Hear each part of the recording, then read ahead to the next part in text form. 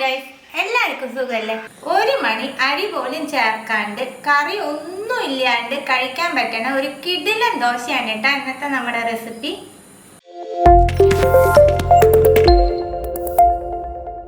മുക്കാൽ കപ്പ് ചെറുപയർ, അര കപ്പ് ഉഴുന്ന്, 1/4 കപ്പ് ജവ്വരി, 1 ടീസ്പൂൺ ഉലുവ. ഇത് മൂന്നും കൂടി നല്ലോണം കഴുകി 4 മണിക്കൂർ കുതിർത്തി വെക്കണം. എല്ലാം 4 മണിക്കൂർ കുതിർത്തി വെച്ചേക്കണതാണ്. അതിൻ്റെ കൂടെ അരക്കണതിൻ്റെ കുറച്ച് മുമ്പ് 1/4 കപ്പ് അവിലെടുത്ത് കുതിർത്തി വെച്ചതാണ്. ഇനി ഇതെല്ലാം നമുക്ക് നല്ല ഫൈനായിട്ട് അരച്ചിട്ട് വരാം. ചെറുപയറും ഉഴുന്നും ഉലുവയും ജവ്വരിയും ഒക്കെ ഫസ്റ്റ് നല്ലോണം ഫൈനായിട്ട് അരയ്ക്കുക. അതിൻ്റെ ശേഷം അവിൽ തന്നെ അരച്ചെടുത്താൽ മതി. ആവശ്യത്തിന് വെള്ളം ചേർത്ത് ദോശമാവിൻ്റെ പാകത്തിന് നമുക്ക് അരച്ചെടുക്കാം. അരച്ച മാവ് ഒരു പാത്രത്തിലേക്ക് ഒഴിക്കുന്നുണ്ട്. അതേ ജാറിലേക്ക് അവിലിട്ട് കൊടുക്കുന്നുണ്ട്. ഇതും നല്ല ഫൈനായിട്ട് അരച്ചെടുത്തിട്ട് വരാം. അരച്ച അവിലും മാവിൻ്റെ കൂടെ ചേർക്കാം. ഇതെല്ലാം നമുക്ക് മിക്സ് ചെയ്ത് കൊടുക്കാം. എല്ലാം നല്ലോണം മിക്സ് ചെയ്തതിന് ശേഷം 8 മണിക്കൂർ ഈ മാവ് പുളിക്കാനായിട്ട് നമുക്ക് മാറ്റി വയ്ക്കാം. മാവ് അരച്ച് വെച്ചിട്ട് 8 മണിക്കൂറായിട്ട് അപ്പം മാവ് നല്ലോണം പുളിച്ചിട്ടുണ്ട്. കണ്ടില്ലേ, നല്ല അടിപൊളിയായിട്ട് നമുക്ക് പുളിച്ച് കിട്ടിൻ്റെ മാവ് അരച്ചിട്ട് കൂടുതലുണ്ട് എന്നുണ്ടെങ്കിൽ നമുക്ക് കുറച്ചെടുത്ത് മാറ്റി ഫ്രിഡ്ജിൽ വെക്കാട്ടോ. എടുത്ത് വെച്ചിട്ട് ഉപയോഗിക്കാൻ പറ്റണ മാവാണിത്. മാവിന് ആവശ്യമായിട്ടുള്ള ഉപ്പ് ചേർക്കാം. നല്ലോണം മിക്സ് ചെയ്ത് കൊടുക്കുക. നമുക്കിത് മാറ്റി വെച്ചിട്ട് ഈ മാവിന് ഒരു പൊടി റെഡിയാക്കണം. ഡ്രൈ ആയിട്ടുള്ള പാനിലേക്ക് കുറച്ച് വേപ്പില ഇട്ട് കൊടുക്കാം. വേപ്പിലേന് വെള്ളം ഉണ്ടാവും, അപ്പം അത് ഒന്ന് പോയി ഡ്രൈ ആക്കി എടുക്കണം. 2 മാസം വരെ നമുക്ക് സൂക്ഷിച്ച് വെക്കാൻ പറ്റുന്ന ഒരു പൊടിയാണ്. ദോശയ്ക്ക് നല്ല, ഈ പൊടി ചോറിനും നല്ല ടേസ്റ്റ് ഉണ്ടാവും. കറിവേപ്പില നല്ലോണം ഡ്രൈ ആയി. ഇത് നമുക്ക് മാറ്റാം. 1 ടീസ്പൂൺ ഓയിൽ ചേർക്കുന്നുണ്ട്.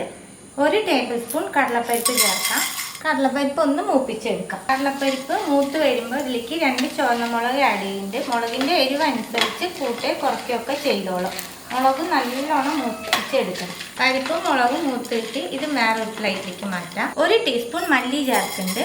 ഇത് നല്ലോണം നമുക്ക് മൂപ്പിച്ചെടുക്കണം. 2 മാസം വരെ നമുക്കിത് കേടുകൂടാണ്ട് പുറത്തന്നെ വെച്ച് യൂസ് ചെയ്യാൻ പറ്റും. ഞാൻ പറഞ്ഞിട്ടുണ്ടായിരുന്നു. ഇത് ഫ്രിഡ്ജിലാണ് വെക്കണമെന്നുണ്ടെങ്കിൽ 5-6 മാസം വരെ നമുക്ക് യൂസ് ചെയ്യാം കേട്ടോ ഈ പൊടി. മല്ലി മൂത്തതിൻ്റെ ശേഷം ഇതിലേക്ക് 1/4 ടീസ്പൂൺ ചെറിയ ജീരകം. ഇതൊന്ന് മൂപ്പിച്ചെടുക്കാം. ജീരകം എപ്പോഴും ലാസ്റ്റ് ഇടാൻ പാടുള്ളൂ കേട്ടോ. ഇതിലേക്ക് ഒരു ചെറിയ കഷ്ണം പുളി ചേർക്കുന്നുണ്ട്. അതൊന്ന് ചൂടാക്കി എടുക്കാം. മല്ലിയും ജീരകം എല്ലാം റെഡിയായി. ഇത് നമുക്ക് വേറൊരു പ്ലേറ്റിലേക്ക് മാറ്റാം.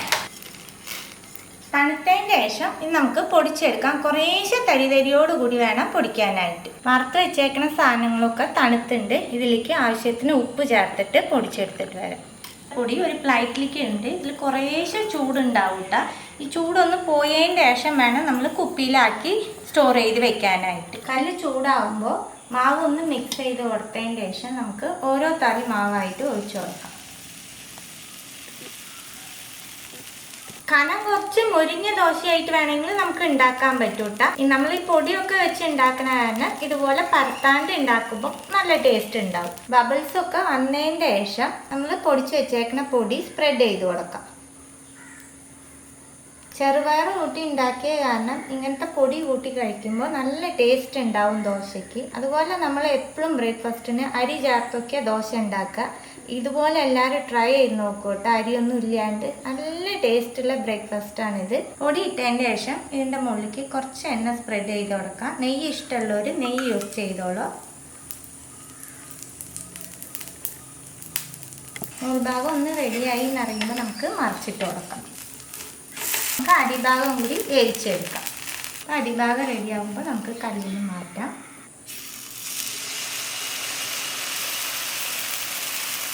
ഇതേപോലെ നമുക്ക് എല്ലാ ദോശയും റെഡിയാക്കി എടുക്കാം.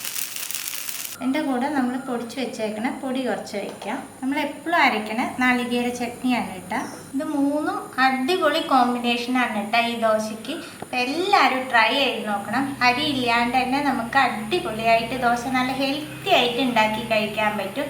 പുതിയൊരു റെസിപ്പി ആയിട്ട് അടുത്ത വീഡിയോയിൽ കാണാം. See you. Bye.